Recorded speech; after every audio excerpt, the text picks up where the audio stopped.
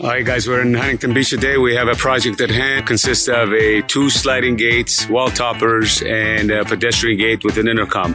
We have a team of three here. We have Martine right there. Here's Sly. This is me. We are going to knock this thing out before the end of the day. Hopefully not too late. Everything should go smoothly here. We got a little bit of ahead of ourselves. Everything looks good. Everybody was really working hard here. We got the pedestrian gate in. We have the sliding gate in. We have the panels in. We have the other sliding gate in. Working on recovering this gap as we speak. We're gonna be putting those panels up in a little bit. This motor is in. We still have to wire it up inside the garage, run some electrical wires, but everything so far looks good. Huntington Beach project is completed. We installed a pedestrian gate, two sliding gates, wall toppers, a keypad, and two motors. And we open this one here. Everything came out really nice, whisper quiet. This is a double action sliding gate where we had to kind of offset the second gate in order to both of them open. I'm gonna go ahead and open the other one. So these kind of have to